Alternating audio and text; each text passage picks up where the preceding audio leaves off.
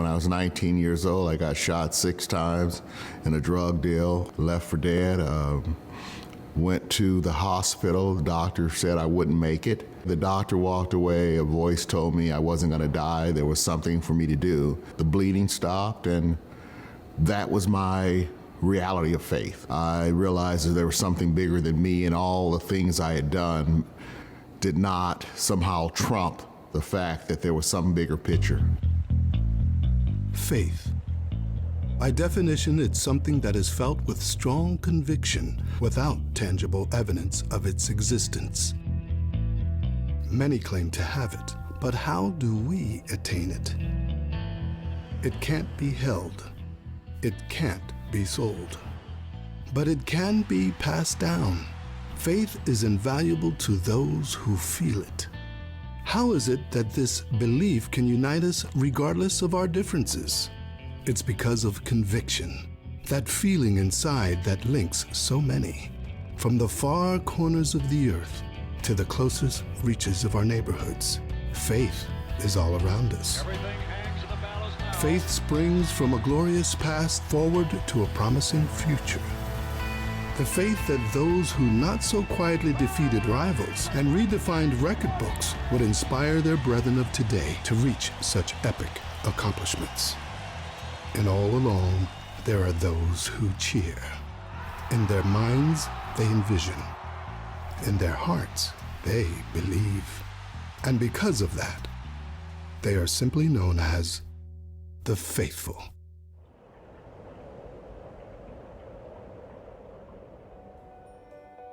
Pastor Smith is a part of the fabric of who we are as 49ers. Pastor Earl is a diamond in the rough. He's like a breath of fresh air. I mean, he comes in at the right moments every single time. He'll give you a quote or a Bible verse, ask you how you're doing, and he truly means it. How are you doing? I mean, it's something as simple as that, and that can literally just take a load off your shoulders. Pastor Earl really cares about the guys here on this team. He's always been there for us. He's the type of guy, if you ever have anything on your mind that might be bothering you, you can go to him and he'll listen and kind of give you advice. He's just there. He's there to give them advice. He's there just to listen. He's there to laugh with them. He's there to share dinner with him. I mean, he invites a lot of them to his house, and he's just there to be whatever they need him to be. He doesn't force himself on them. He doesn't talk down to them, and he just lets them be who they are. Meet 49ers team pastor Earl Smith. Now in his 20th season with the team, the man affectionately known as Pastor Earl has woven himself as an integral part of the fabric of not just the 49ers locker room, but the entire organization, earning the respect of all who cross his path. I grew up in Stockton. Grew up as a gang member, drug dealer, in and out of trouble, in and out of correctional situations. Affiliation with gangs and drugs at a young age isn't exactly the path of the Lord. But for Pastor Smith, it was exactly the path he was meant to be on because of an incident that would change his life forever. At 19 years old, Smith was nearly killed after being shot 6 times in a drug deal. He survived and came out of the hospital with just one thought on his mind.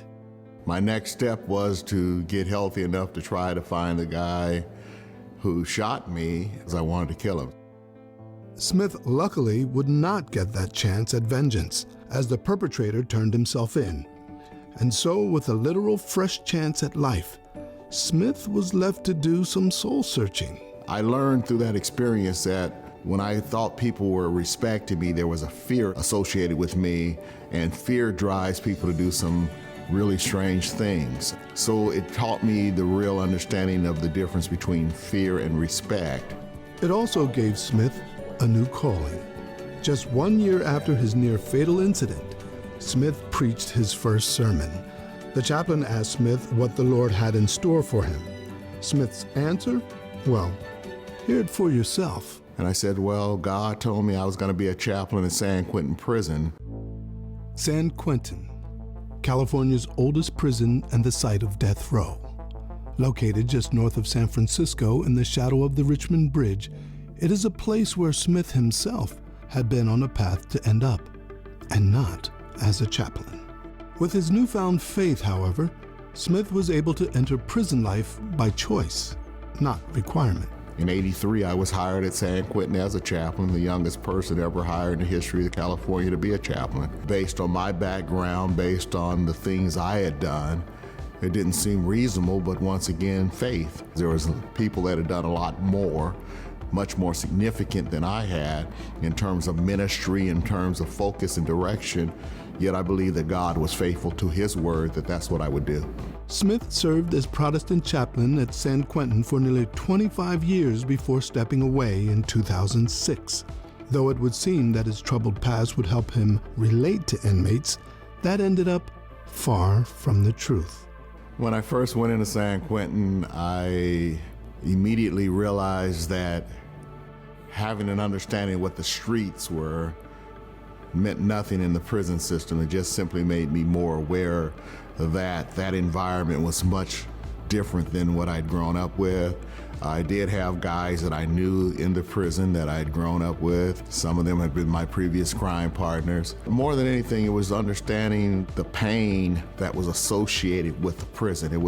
They called it the Bastille by the Bay, and it was like a dungeon. It was a gloomy place. He's led a different life, the chaplain at San Quentin, growing up in Stockton, California, understanding the street life and what that is, and not being judgmental in kind of representing the spiritual side of who we all aspire to be. He's seen a lot. He's seen a lot of death. He's seen a lot of lives wasted. He's seen a lot of lives resurrected, by guys coming into prison and then finding, that their way and him helping them to find their way. And once they got out, they were a more productive person. Being on death row and counseling people, I don't even know what that's like, especially when you get to know these people and you've been around them for 10, 15 years, and that day finally comes where they are giving them the last writs. It's gotta be a really mind-stirring and soul-stirring situation. When I went to work at San Quentin, I think there was like 92 guys on death row. By the time I left, there were 700. 13 executions. When the first execution, I was looking for some guide to tell me, this is what you do. And there wasn't a guide. There was nothing that could tell me, this is what you do in terms of how you minister. And I realized that my calling wasn't just to minister to the inmate that was condemned, but I also had to minister to the family members of the victim. I had to minister to that inmate's family members, but I also had to minister to the staff, because it was a tough task to ask people to strap a guy into a chair and someone pull a lever, and in the process of that lever being pulled, someone's life would end. To call Smith's role difficult would be an understatement. It makes guiding a troubled young athlete look like a breeze by comparison, but it is not lost on the pastor that many of the players he now counsels were just a step or two away from crossing his path as an inmate instead. The guys I was working with in a locker room were very similar to the guys I was working with in the prison system. They come from the same communities. The same counties that are feeder systems into the leagues are also the same counties that are feeder systems into the correctional system. And so each year, Pastor Earl takes a group of 49er players to visit San Quentin. For many, the experience resonates for decades to come. Earl and I were real good friends, and then one day he asked us to visit San Quentin. He was looking for some players, so we went and took a tour. And he looks up, and there's a picture of him, blown up, huge poster of him snapping at Joe. And Jesse says, wow, man, I don't even have a picture of me snapping at Joe. Big poster. I love the picture. And I just made a comment saying, man, I would love to have that picture. Where did they get that picture from? And the inmate climbs up on this wall, takes this poster down, rolls it up and says, now you do. I just watched Jesse's face as he received that from that inmate. It gave me the feeling of maybe we shouldn't just give up on these people. If there's a chance that some of them can come back and contribute in society, I think we should give it every effort that we have, because that was one of the experiences that got to me. I tell people that there were people in prison and they were there for a reason. They were there because they had committed some horrible crimes, yet at the same time, I believe that a guy gets released and he doesn't go to ex-conville. He goes back to the communities he was arrested from. So I believe that my calling was to prepare guys to be acceptable in the community, but also make the community safer as a result of my connection with the guys.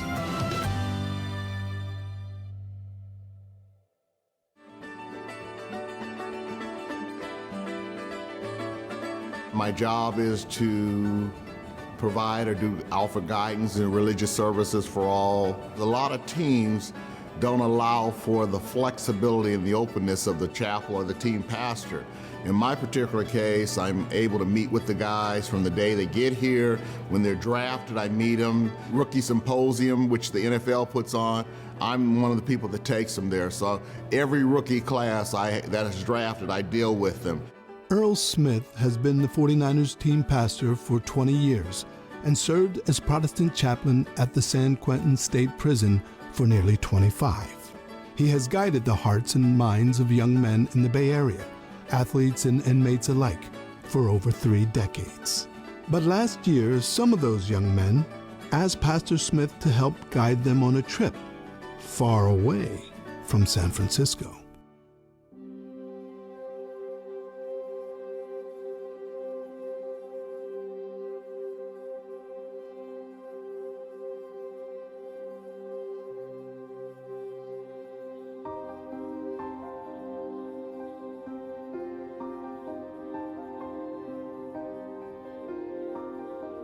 So we've been here for a couple days, and we've been to orphanage, we've been to a farm, we've been to schools. I mean, you come here and we're so spoiled back home, and to come to something that's a lifestyle that's so simple. I mean, look at it, everyone's smiling, and it's amazing to see it firsthand and come over here and get an experience. And I mean, like I said, I'm just being grabbed every which way. It's just amazing. It's an amazing experience. Being able to be around the kids and see the excitement on their face, and just make them happy and things like that, and play with the kids. And I see what kind of stuff they go through. I see how they live, and I realize that they can use a lot of help, and I'll be more than fortunate to be able to help them. For us to be able to be here and be around this, it's life-changing for myself and for my teammates and our wives that are here with us. If you just look around, you just see these kids and where they are, and just how happy they are. I mean, honestly, I can't even describe it. The 49ers who made the trip spent 4 days in Port-au-Prince, Haiti, led by an organization called Convoy of Hope. What they intended to be a service trip for those in need on the island ended up instead as a life-changing experience. More than anything else, what we did in Haiti was learn the importance of giving. When we got to Haiti, we found that not only were we giving, but the kids and the people we work with were giving. Convoy of Hope was giving. They were touching so many lives, and what we consider poverty, they considered a way of life. For our guys, it totally touched their lives. That trip to Haiti led to a budding relationship between the 49ers and Convoy of Hope. Just weeks ago, the two organizations hosted more than 1,000 people in a massive holiday event at Levi's Stadium. Happy holiday!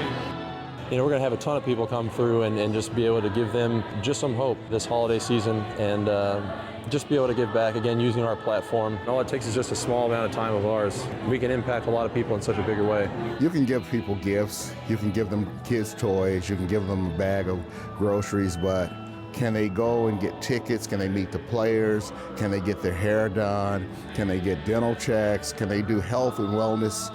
And all at the same time have a great meal and have fun. These kids will be able to go back to school and tell their friends what they had an opportunity to do, and that's huge for me. This is what it's really about. These guys are so blessed, and the opportunity to share their blessing with someone else is awesome.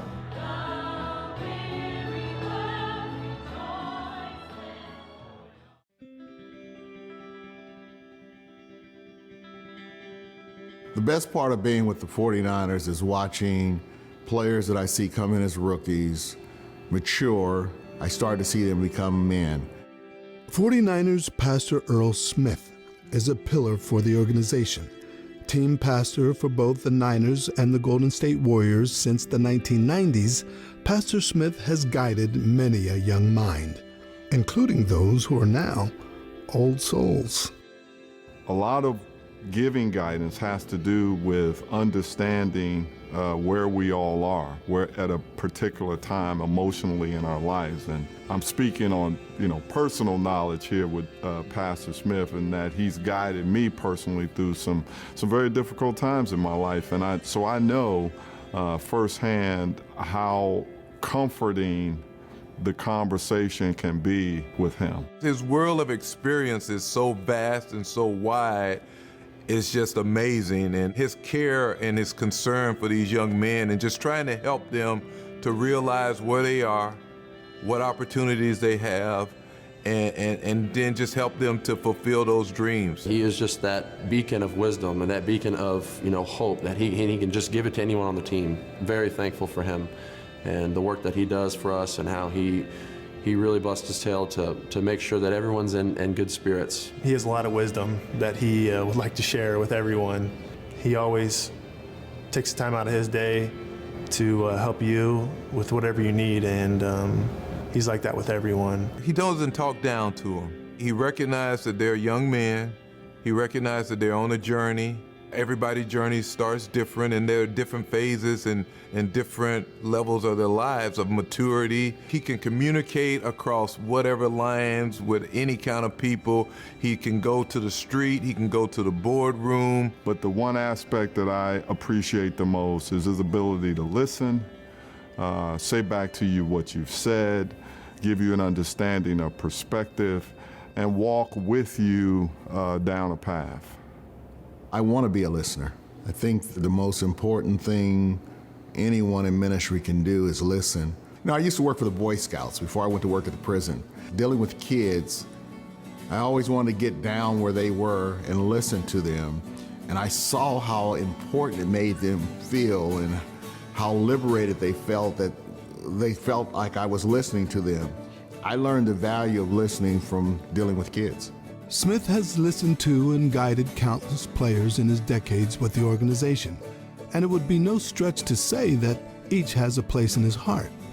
Not to say that the pastor plays favorites, but some do stick out in his mind a little more. Of the most recent players that left, I think Frank Gore is my favorite guy. If I could go buy a son, I'd buy Frank. I love that kid. Keena, Ronnie, Eric, Guy, they've all done ministry with me. Steve Wallace led the ministry to the prison every year. Kevin Green just got into the Hall of Fame. One year only, no one wanted to go. He and William Floyd were the only two guys that went, and they took the entire chapel, and Kevin preached and shared his heart, and significant moments in my life. So those guys are special to me. Pastor Smith views the game a little differently than you or I. He's a baseball fan, and a baseball fan only, admitting freely to not having much interest in football. But even if he doesn't care about the game itself, he cares deeply about the men playing it. When I'm on the sidelines watching a game, I'm just sort of looking, because I don't know X's and O's.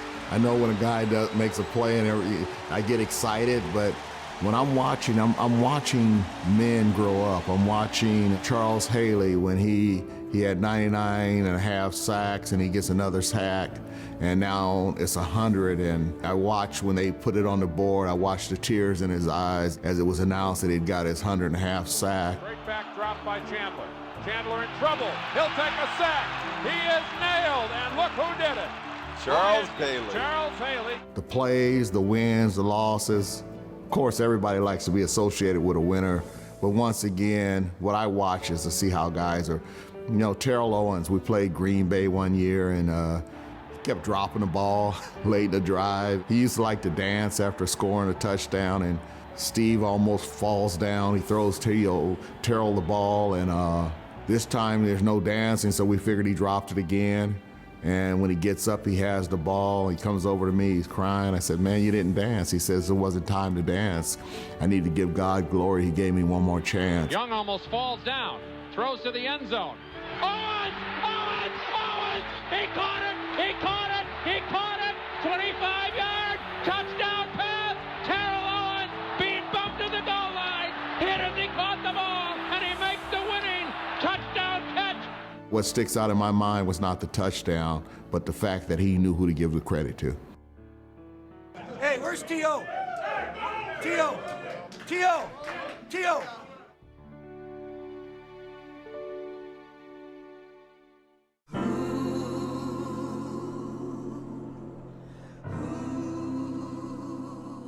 What is faith? Faith is the ability to believe beyond yourself. And when you have that ability to believe beyond yourself, then the realities of the world will not hold you hostage.